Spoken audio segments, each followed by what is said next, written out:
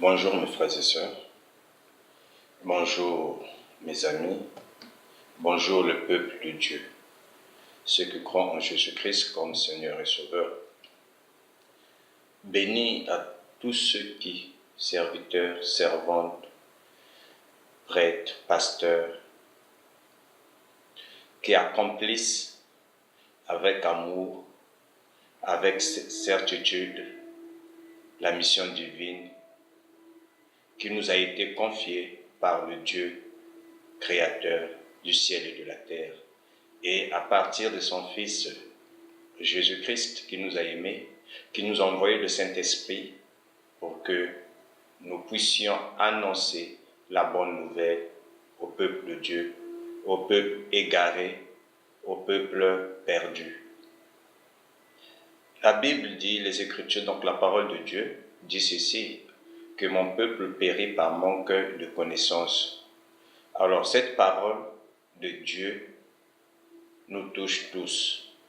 Et c'est une parole clé à mes frères et sœurs, à nous tous, pasteurs, prêtres, serviteurs, chrétiens, païens, athées, musulmans, bouddhistes. Tout.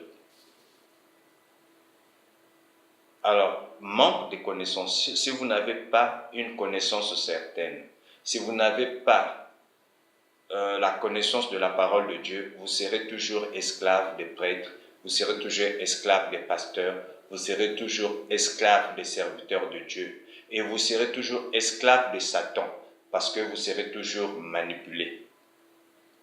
La parole de Dieu n'est pas réservée à un groupe de gens, non. La parole de Dieu n'est pas spéciale pour des hommes spécifiques, non. La parole de Dieu est pour tous. Dieu nous a donné cet esprit de prophétiser, c'est-à-dire d'exhorter, d'édifier et de consoler tous. Il dit ceci, allez partout, faites des disciples, annoncez la bonne nouvelle. Lesquels qui doivent annoncer la bonne nouvelle, c'est toi et moi. Nous sommes appelés pour annoncer cette bonne nouvelle. Donc, il n'y a pas une exception. Ne soyez pas frères et sœurs ceux qui disent toujours « Alléluia, Amen ». « Alléluia, Amen ». C'est-à-dire que le pasteur dit c'est ça, ce que le pasteur a dit. Et les langages courants maintenant de chrétiens que non, le pasteur avait dit. Ce n'est plus Dieu qui avait dit, mais sinon le pasteur avait dit ceci. Non. Soyez comme des chrétiens de Bérée. Les chrétiens de Bérée, lorsque Paul annonçait l'évangile, il prenait tout ce temps à vérifier chaque parole de Paul si cela venait de Dieu ou non. Et Dieu nous dit, examinez toutes choses, même ce que je vous prêche. Prenez la Bible, relisez, méditez, demandez à Dieu que Dieu vous parle. Examinez toutes choses. Examinez toutes choses et examinez-vous vous-même. C'est ça la parole de Dieu. Donc par cette grâce que Dieu nous accorde aujourd'hui, je vous avais promis que je vous parlerai de la prière efficace. La prière efficace. Alors, vous savez, mes frères et sœurs, aujourd'hui, les mots-clés dans les églises, j'ai dit le mot-clé ou le thème clé dans les églises aujourd'hui, c'est la prière. Prière. On vous dit toujours de prier. Ne vous lassez pas, priez. Et le livre de 1 Thessaloniciens 5,17 dit « Priez sans cesse ». Et si c'est pour ça, chacun de nous héritera le royaume de Dieu. Parce que les gens prient de nuit comme de jour. Les gens prient. Les gens prient, les gens pleurent. Mais qu'est-ce que nous voyons vers la fin? Nos prières ne sont jamais écoutées par Dieu. Nos prières ne sont jamais exaucées par Dieu. Nos prières ne sont jamais efficaces. Nos prières ne nous aident pas à nous retrouver. Nos prières ne nous donnent pas la satisfaction. Nos prières ne nous donnent pas la joie. Et par conclusion, on conclut que Dieu n'existe pas, Dieu ne m'entend pas. Alors, cette conclusion arrive, c'est parce que vous êtes encore dans Osée 4,6, mon peuple périt par manque de connaissance. Lorsque vous n'avez pas la connaissance de la parole de Dieu, lorsque vous ne comprenez pas la parole de Dieu, vous verrez que que Dieu n'existe pas et le doute va installer au-dedans de vous, le doute va installer dans votre cœur. Et vous allez commencer à penser des choses inhabituelles, des choses qui ne sont pas dignes d'être, des choses qui ne sont pas dignes, des choses qui ne sont pas convaincantes, qui ne sont pas en harmonie avec Dieu. Et du coup, c'est là où vous vous éloignez de Dieu, vous vous détachez de Dieu. Alors, la prière efficace, je prends un exemple de la vie de tous les jours. On vous envoie aller combattre votre ennemi. Qu'est-ce qu'il vous faut premièrement pour aller combattre votre ennemi? Vous devez avoir une tenue de combat. Vous devez avoir le casque de combat. Donc le casque là vous permettra, vous protégera contre les balles. La tenue, c'est pour vous identifier que vous êtes un militaire. Vous aurez à vos pieds des bottes qui vont vous protéger contre les tessons, les épines, là où vous allez piétiner, pour que partout là où vous allez piétiner, avec les bottes, vous n'aurez pas de blessures, vous n'aurez pas des impacts. Et ensuite, ça ne suffit pas. Il faudra que vous soyez armé. Donc, vous avez besoin d'une arme. Et pas seulement là, dans cette arme-là, vous avez besoin de munitions. Et après tout cela, vous avez besoin de quoi? Vous avez besoin de la motivation. Vous devez être motivé. Parce que vous ne devez pas avoir peur. Un militaire qui se prépare pour aller en guerre doit être motivé, doit avoir ce courage. Vous avez la motivation. Alors, bien que vous avez tout cela, vous ne devez pas être ignorant. 1, vous devez connaître le milieu du combat. 2, vous devez connaître l'adversaire. 3, vous devez savoir comment attaquer votre adversaire. C'est ça. Et en Dieu aussi, nous avons ce qu'on appelle les armes de Dieu. Imaginez un peu, vous faites des prières. Faites des prières contre l'adversaire. Vous voulez quelque chose, mais vous n'êtes pas armé. Vous ne serez qu'un cadavre. L'ennemi va vous tuer. L'ennemi va vous vaincre. Et c'est ce qui se passe dans votre vie de chrétien. L'adversaire vous tue. L'adversaire vous vainc. C'est ce qui arrive dans votre vie. Parce que vous n'êtes pas armé pour aller, vous ne vous êtes pas armé pour aller combattre le diable, pour aller combattre votre adversaire, pour aller combattre vos problèmes. Mais armez-vous d'abord. Et nous allons prendre dans Ephésiens 6 à partir de 11. Ephésiens 6 à partir de 11. Ephésiens 6, 11 nous dit ceci. Revêtez-vous de toutes les armes de Dieu afin de pouvoir tenir ferme contre les ruses du diable. Ah, le verset 11 nous demande d'abord de chercher les armes de Dieu. Donc, revêtez-vous, revêtez-toi de ces armes de Dieu afin de pouvoir tenir ferme devant le diable. Ça, c'est ce que Dieu demande. Mes frères et sœurs, toi qui combats Satan, toi qui combats tes problèmes, toi qui demandes, toi qui pries, tu commences à prier. Et tu es armé. Tu as les armes de Dieu avec toi. Cherche d'abord premièrement les armes de Dieu. C'est ce que Dieu nous recommande. De nous revêtir de ces armes de Dieu afin de pouvoir tenir ferme. Donc sans les armes de Dieu, tu ne peux pas te tenir ferme devant les ruses du diable. C'est ce que Dieu nous demande. Voilà vos obstacles de la vie. On te parachute, va combattre. Tu n'as pas les armes, tu vas au combat, mais tu ne serais qu'un cadavre. Tu ne serais qu'un cadavre. Et le diable va toujours te vaincre.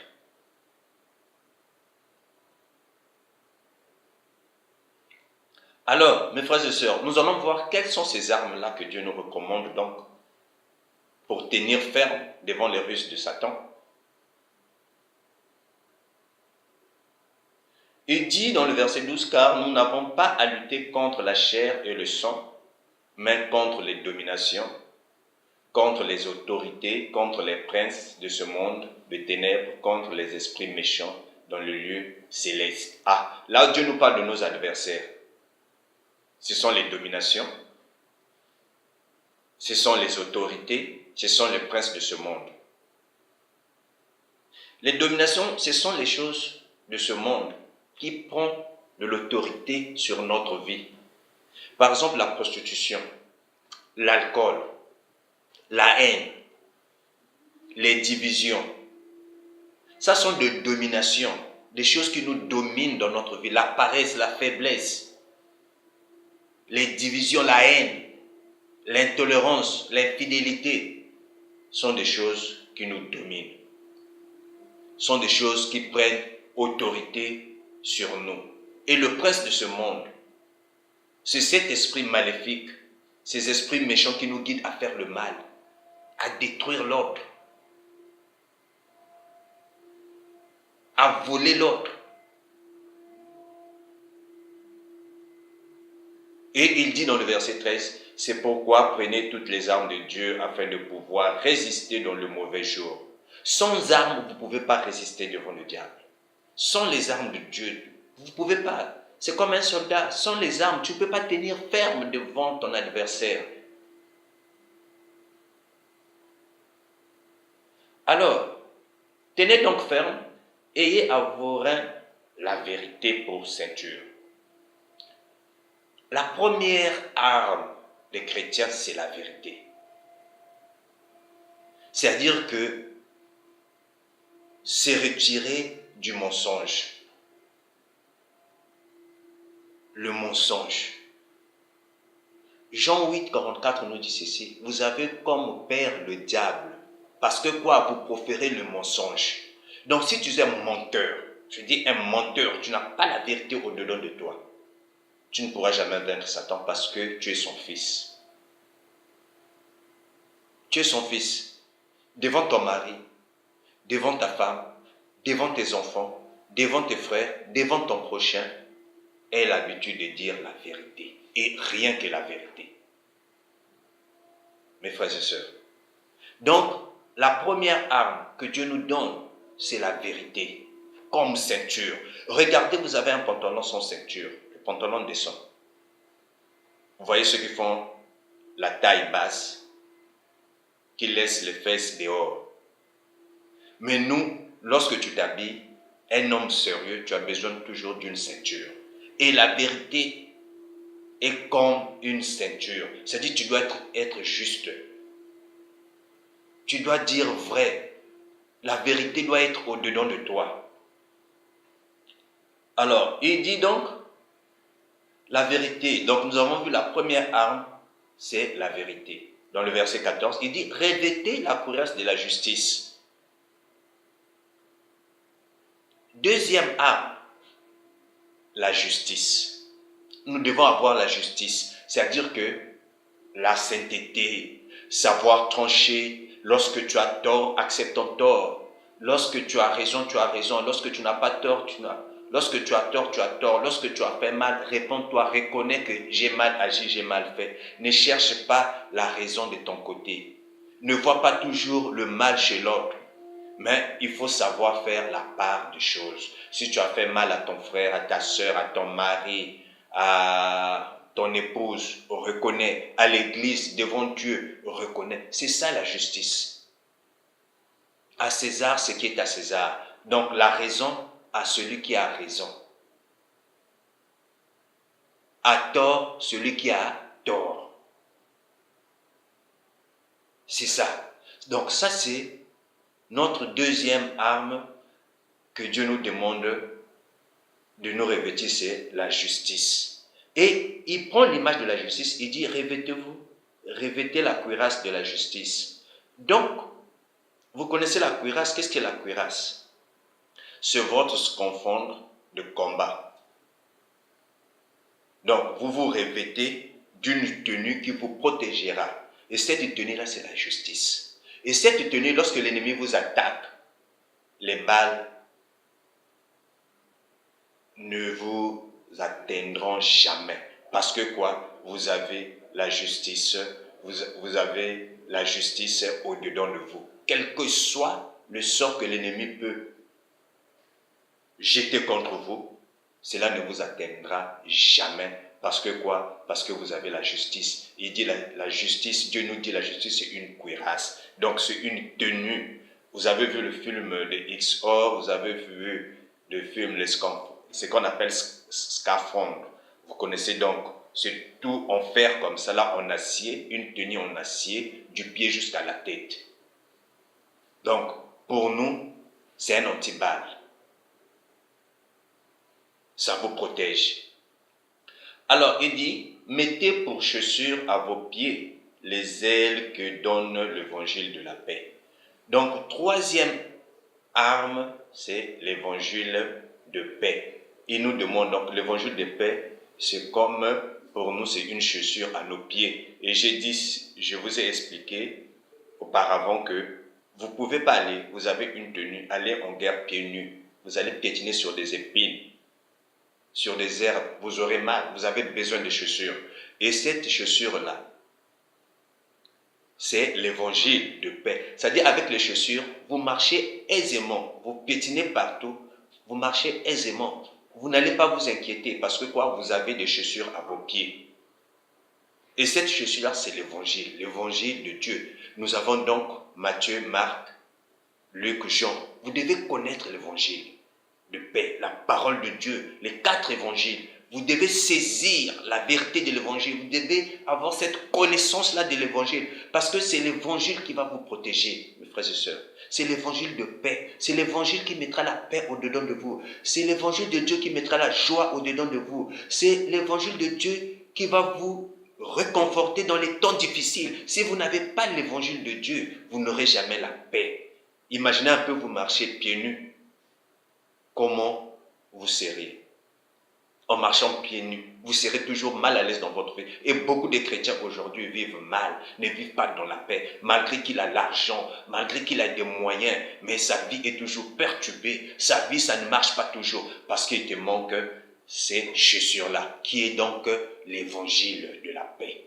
Lisez la Bible, lisez l'évangile. L'évangile donne la paix, ça donne la joie, ça donne de l'amour, ça donne de la confiance, ça vous rassure, l'évangile de Dieu. Alors,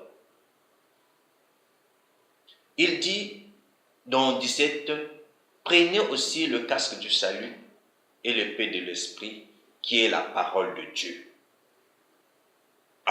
Après l'évangile de paix, je dis, Dieu nous parle maintenant de la parole de Dieu. Donc, la parole de Dieu qui est le casque du salut, qui est l'épée de l'esprit. C'est-à-dire que la parole de Dieu ouvre votre esprit. Vous avez maintenant la tolérance. Vous avez maintenant la joie.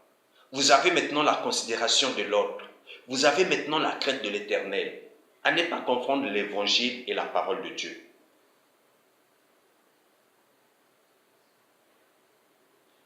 Il y a une différence entre l'évangile, c'est-à-dire que la bonne nouvelle, et la parole de Dieu. De la Genèse à l'Apocalypse, nous avons la parole de Dieu qui nous fortifie, qui nous encourage. Mais l'évangile est dans la parole de Dieu, mais l'évangile c'est une autre chose. L'évangile nous apporte la paix, l'amour du prochain. C'est ça l'évangile. L'évangile nous apporte l'amour du prochain.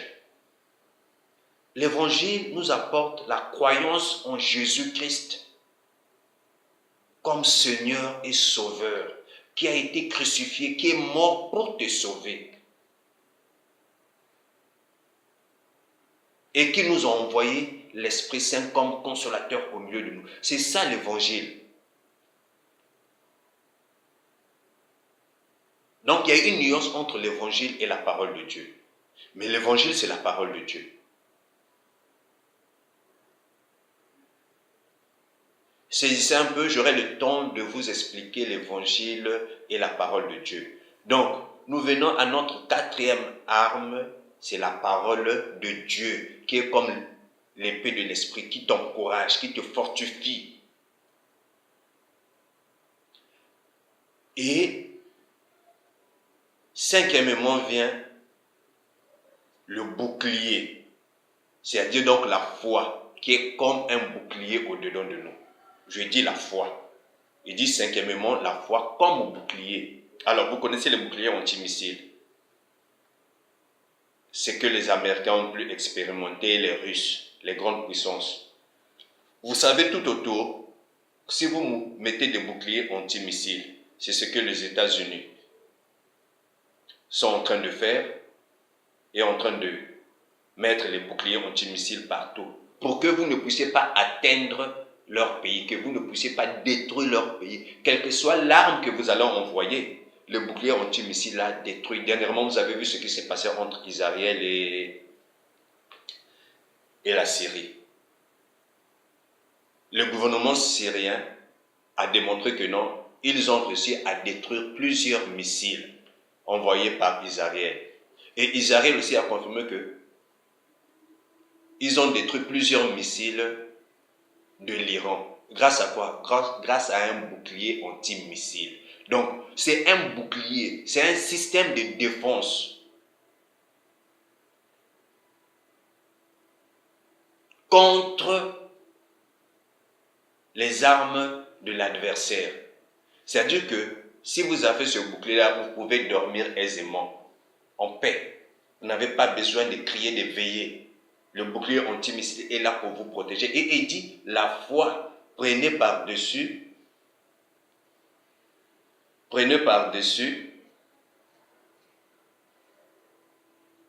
la foi comme un bouclier.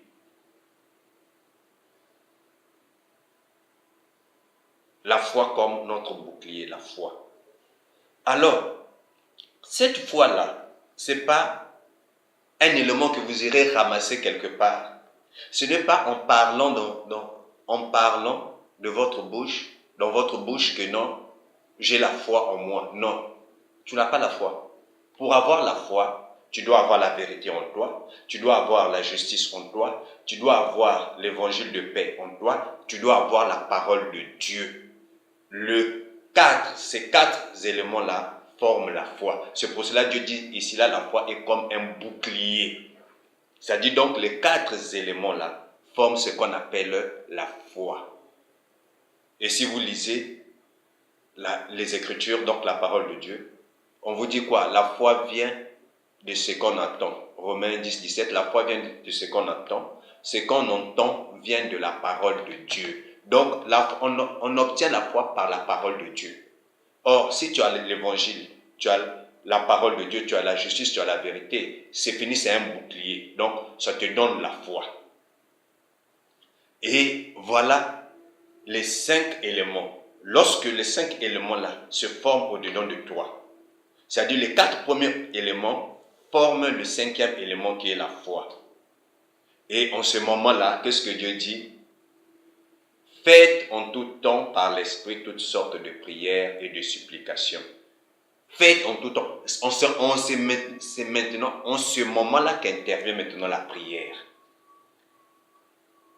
Là, tu peux aller maintenant au combat. Parce que quoi? Tu as maintenant les armes avec toi. Et Dieu demande en ce moment-là, multipliez les prières. Multipliez maintenant les prières. Veillez à cela avec une entière persévérance et priez pour tous les saints. Veillez à cela.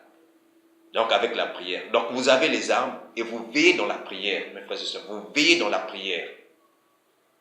Et vous veillez à ce que ces armes ne puissent pas se détacher. Ne laisse pas la vérité là-bas, la justice là-bas, non. Le tout qui forme un bouclier doit être au-dedans de toi. Et en ce moment-là, vous pouvez faire des prières. Et en ce moment-là, vos prières deviennent efficaces. Tout ce que vous allez demander, Dieu va exaucer. Alors, pour vous convaincre, pour vous dire que d'où vient la prière efficace, nous allons dans Jacques 5, 15 à 16. Il dit, la prière de la foi sauve le malade. Donc, la prière de la foi sauve. Alors, d'où vient la foi? La foi vient de la vérité, de la justice, de l'évangile de la paix et de la parole de Dieu. En ce moment-là, ta prière peut sauver. Donc, si tu n'as pas cette prière-là, de la foi, si tu n'as pas la foi, ce n'est pas la foi que vous dites que j'ai la foi, ça s'arrête par là. Non, c'est cette prière-là de la foi, et cette prière-là va te sauver. Et dans 16, il dit quoi? La prière du juste est efficace. Qui est juste? C'est celui qui a la vérité. Qui est juste? C'est celui-là qui a la justice. Donc, si tu n'as pas ces armes-là, tu n'as pas la justice et la vérité au-dedans de toi, ta prière ne sera jamais efficace. Ta prière sera toujours inefficace. Voilà pourquoi je vous avais dit, mes frères et sœurs, que je vais vous montrer comment faire une prière efficace, atteindre une prière efficace et une prière qui sauve.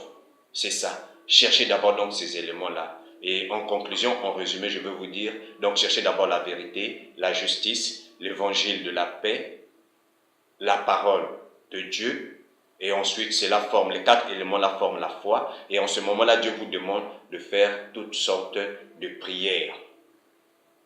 Donc, pour que ta prière puisse être efficace, tu dois avoir la foi. Mais la foi vient de la parole de Dieu. Donc, ce que nous avons vu, la foi englobe 4 éléments.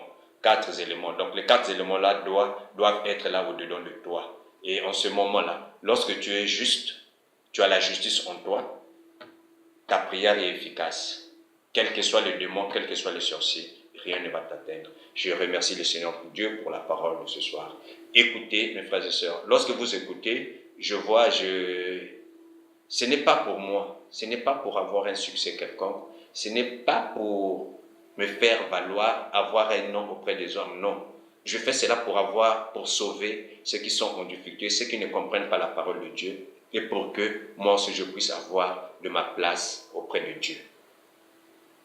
Mais, lorsque vous écoutez ces enseignements, mes enseignements, mettez un like, ça veut dire Amen. C'est-à-dire que vous avez accepté cet enseignement. C'est-à-dire que vous avez accepté. Il faut toujours mettre un like. Je n'ai pas besoin de commentaires. Vous pouvez commenter si vous avez des commentaires. Mais j'ai besoin de vos likes. C'est-à-dire que vos likes veut dire Amen. C'est-à-dire que tu as accepté la parole de Dieu. Tu appuies sur like. Ça ne coûte rien. Mais Satan va te dire n'appuie pas. N'accepte pas ça parce que ce n'est pas la bonne parole. Mais si tu es convaincu de cette parole qui va transformer ta vie, appuie sur like. Parce que je vois des vues, 100 et quelques vues, parfois 2 likes. Ça veut dire que la parole ne t'a pas touché, la parole ne t'a pas pénétré. Mais si la parole t'a touché, t'a pénétré, tu as accepté la parole de Dieu, on dit toujours Amen. Et Amen sur nous, sur les réseaux sociaux, c'est like. Tu as aimé, tu appuies seulement like. Et c'est fini, c'est beaucoup. Que Dieu vous bénisse. Et prochainement, nous serons là. Prochainement, maintenant, je suis en train de demander à l'Esprit. L'Esprit m'a dit encore de parler toujours sur la prière.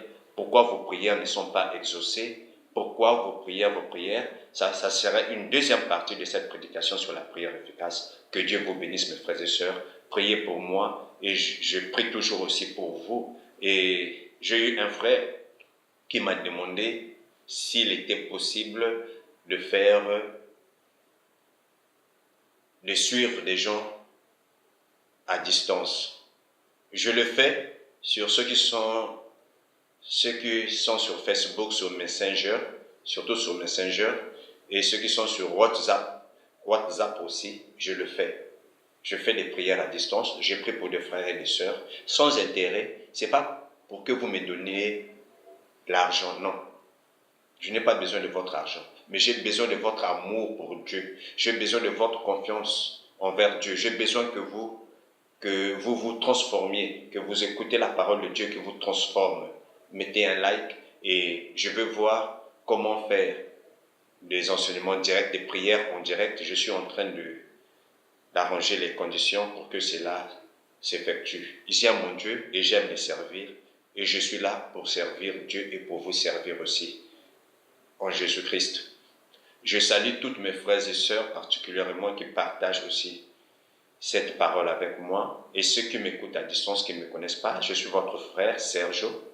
Et que Dieu vous bénisse et à plus. Je vous aime beaucoup dans le nom de notre Seigneur Jésus.